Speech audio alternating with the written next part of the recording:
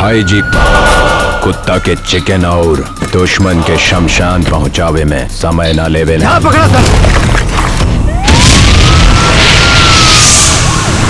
24 घंटे के अंदर सारा अपराधी जेल में कब चाहिए। एसडीपी की बहन को उठवाई। उठा ला।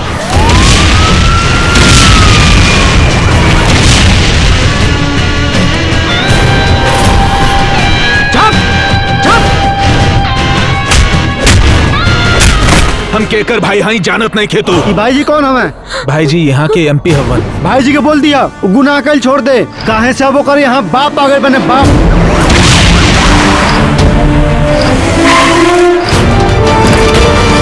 कोर्ट हमरे भाई के जमानत दे दिले बा।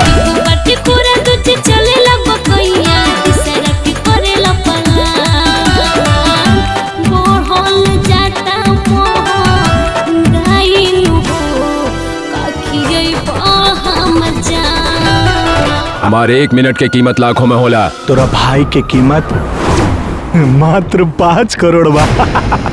ए हमें हमार बड़ भाई आईपीएस संग्राम सिंह। जय हिंद सर। गोरी बदनिया देख मनवा खो गइल बा।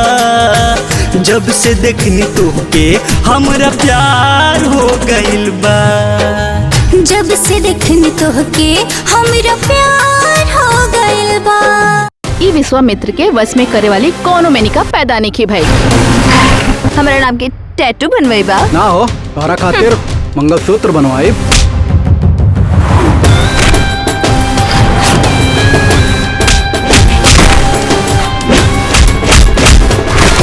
जवानी के फ्लाइट पर सजनवा बना तनी चढ़ के देखा। चढ़ के देखा हो चढ़ के देखा। टूटी जाई तोहरा भरमवा बना तनी चढ़ के देखा। जौन पूछता नहीं साफ साफ बताओ तोर बेटी कहाँ बिया? ई देखिए हमार कपड़ा। गलत जगह कदम रख देले बड़ा एसीपी। आवा चला तोरो को पहुंचा दे ऊपर। कितना बार कहनी कि हुकूमत बरकरार रखे के बा त लड़की से दूर रहा। युद्ध हमार पैसा है। ये इलाका में एक ही शेर हो सकेला। या तो हूँ या तो हम। प्यार में कितना मस्ती बा। अखियां मिला के देखला। दिल मंदिर प्यार के बन जाई। दिल मंदिर प्यार के बन जाई। दिल में समा के देखला।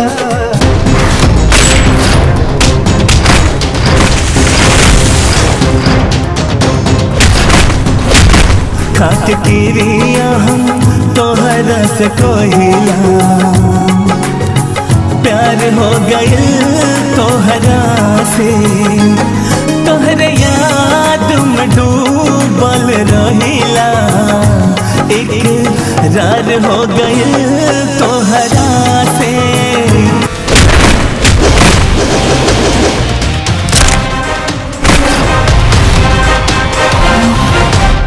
हमू बारूद हई जौन तोर पूरा साम्राज्य के जलाकर राख कर देम।